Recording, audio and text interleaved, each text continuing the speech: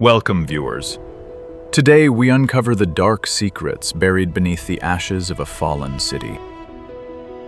Once hailed as the bright Paris of the Middle East, Beirut was a city of unmatched beauty. By 1982, that glittering dream shattered, replaced by concrete ruins and endless smoke. This deep power vacuum turned a bleeding nation into a chessboard for secret foreign powers. What dark seeds were planted in this very rubble to forge the most feared proxy army in the world? Historical records show a thriving city where cultures clashed in perfect harmony and massive wealth. The Mediterranean breeze once carried the sweet scent of grand prosperity through busy, vibrant streets. Bankers and artists walked side by side, creating a golden age that many thought would never truly end. Yet beneath the shining surface, deep religious and political divides began to boil over. A fragile government struggled to maintain strict control over dozens of armed and angry local groups. Soon, the tensions snapped. The beautiful streets became brutal front lines in a devastating civil war. Buildings that once hosted grand diplomatic balls became completely bullet-riddled concrete skeletons. Innocent civilians ran through heavy crossfire, their faces painted with the gray ash of destruction. Declassified files describe a level of urban warfare rarely seen in modern human history. The infamous Green Line violently sliced the capital, separating former loyal friends and neighbors. East and West Beirut became distinct, deadly zones, ruled by warlords with absolutely no mercy. Desperate parents hid their crying children in dark basements, while heavy artillery shook the earth. Law and order vanished completely, leaving a desperate population at the mercy of guns. The state military fractured into tiny pieces, unable to protect its terrified citizens. Every street corner transformed into a fortified checkpoint, guarded by nervous and exhausted youth. To survive the daily carnage, these small militias began looking outward for money and heavy arms. A dying nation simply put itself up for sale to the highest bidder in the chaotic region. This tragic collapse caught the eager attention of major superpowers looking for strategic gains. The Middle Eastern chessboard was actively resetting, and Lebanon was the perfect bloody ground. Western agencies quickly dispatched their best covert operatives into the shattered, ruined city. Clad in worn-out civilian coats, these ghosts operated from the deep shadows of abandoned buildings. They observed the violent chaos through binoculars, trying to map out the rapidly shifting groups. Meanwhile, local warlords held secret meetings in damp underground bunkers to secure foreign aid.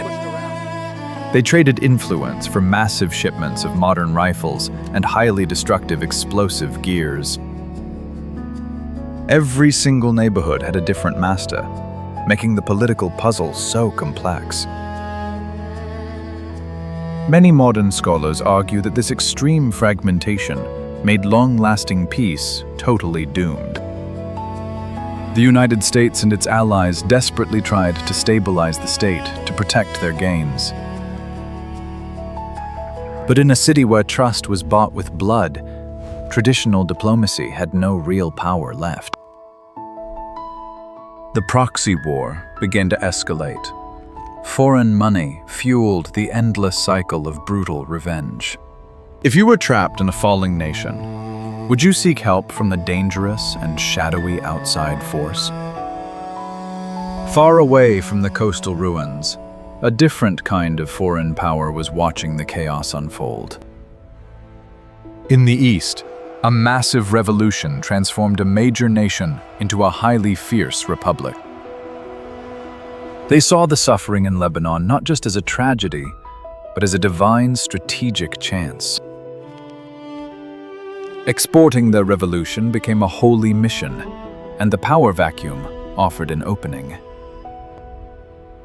In late summer of 1982, a quiet but monumental shift occurred near the border. Over 1,000 specialized foreign advisors quietly crossed into the rugged Beqaa land. They arrived under the official banner of providing urgent medical and civilian support. Yet hidden beneath this noble cover story lay a highly classified, brilliant military plan. These hardened veterans belonged to an ideological force, experts in unconventional wars. They did not come to fight directly on the front lines. They came to plant the seeds of a new ghost army. The barren, rocky terrain of the Beqaa Valley provided perfect isolation for their secret camps.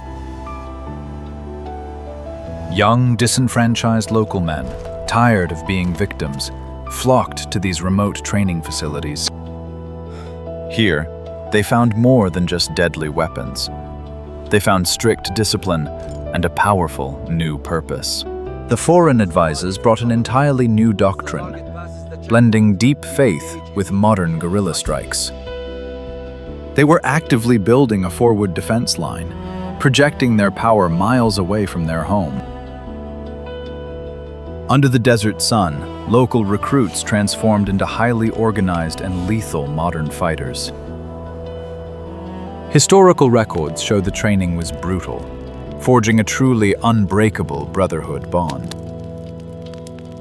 They learned to handle heavy explosives, conduct sudden ambushes, and disappear back into shadows. The advisors, wearing plain olive jackets, spoke softly, but commanded absolute and total respect. Unlike the fragmented street gangs of Beirut, this new group operated with a unified, deadly aim. The constant flow of foreign funds ensured they had the best equipment available in the region. This was no longer just a small ragtag militia. It was the birth of a highly advanced ghost army. Their ultimate goal was to establish a firm foothold to threaten any invading Western force. Western networks slowly began picking up strange radio signals, echoing from the distant rocky hills. Spies in Beirut initially dismissed these reports as exaggerated rumors of small rebel bands. Soon, undeniable evidence of organized military structures became too massive to hide. Satellite images revealed strong, fortified bunkers and extensive training courses deep within the Vales. This realization sent massive shockwaves through covert command centers hidden in the shattered town. Two global superpowers now had their proxy forces operating dangerously close to one another. The Cold War had found a new, highly volatile theater in the ancient and bloody lands of the Levant. Both sides understood that direct confrontation would cause a catastrophic international disaster. The battle evolved into a silent, deadly game of shadows, fought entirely through third-party groups. Assassinations and bombings replaced open infantry charges and traditional armor wars. The newly trained fighters from the valley began projecting their lethal influence into the city. Did these secret agents truly want to bring lasting peace, or just build a shield for their own native land?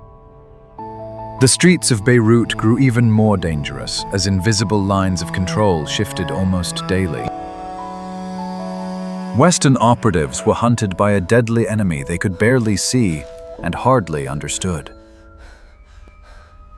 Paranoia consumed the embassies, leading to concrete barricades and tight security guards. Every civilian vehicle could be a threat, and every shadowed window hid a watching enemy eye. The Eastern advisors remained completely out of sight, directing their proxies with chilling focus. They deployed advanced psychological warfare, breaking the morale of opposing Western proxy groups. The once beautiful capital had officially become the deadliest labyrinth across the entire globe. A coded radio message could easily trigger a devastating explosion, erasing a whole city block. In this twisted environment, the value of human life was reduced to mere political leverage points. Scholars note that this dark period fundamentally changed how asymmetric warfare is truly fought.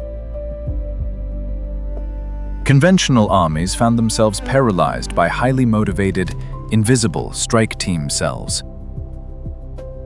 The proxies from the valley demonstrated an unprecedented willingness to sacrifice everything. Their ideological fervor, combined with professional training, created an unstoppable machine. Western powers realized they were slowly losing their grip on the chaotic Lebanese chessboard completely. In dark, smoke-filled concrete rooms, desperate intelligence chiefs tried to formulate a working counterplan. But mapping an enemy with no uniforms and no central headquarters was nearly impossible. The Eastern mastermind successfully created a decentralized network of autonomous combat cells. Even if one commander fell, 3 more were already trained and fully prepared to take his place right away. The proxy war became a grinding battle of attrition, completely draining Western resources and willpower.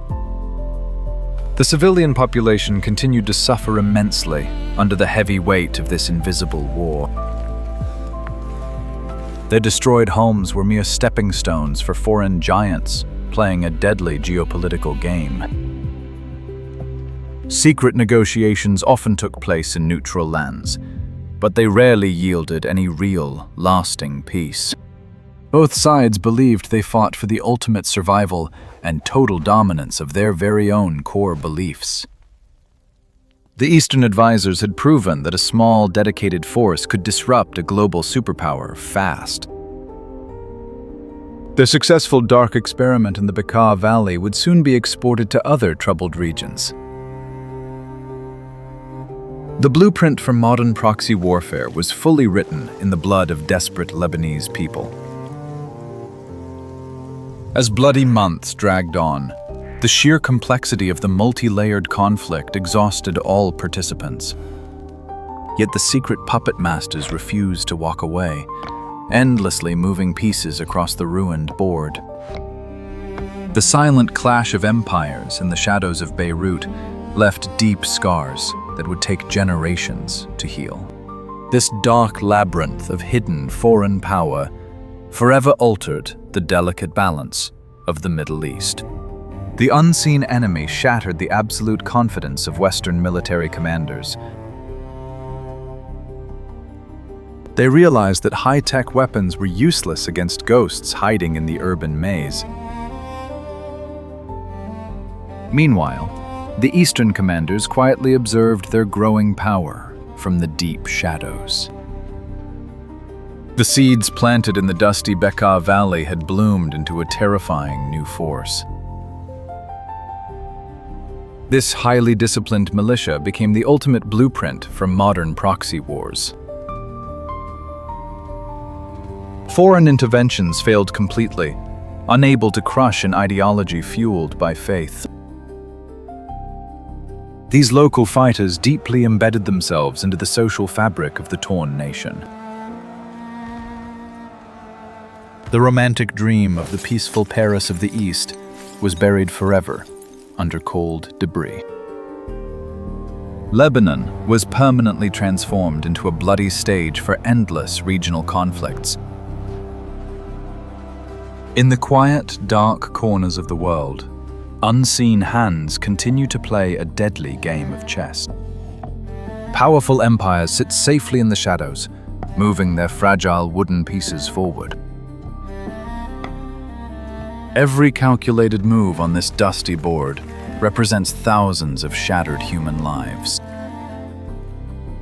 The tragic truth of proxy warfare is that the true masters rarely bleed on the battlefield. While major powers negotiate in luxury, the proxy soldiers fight and die in the dirt. The harsh lessons learned in the Beqaa Valley would eventually spread across the entire globe. When a nation collapses from within, it invites the most ruthless predators from the outside. The ghosts of Beirut remain, whispering a very dark warning to the fragile modern world. The shadows of Beirut forged a new era of ghost warfare that still haunts the Middle East today. Were they brilliant tactical masterminds or ruthless bringers of endless chaos? Tell us below. If you want to uncover more classified history, hit like, share, and subscribe right now.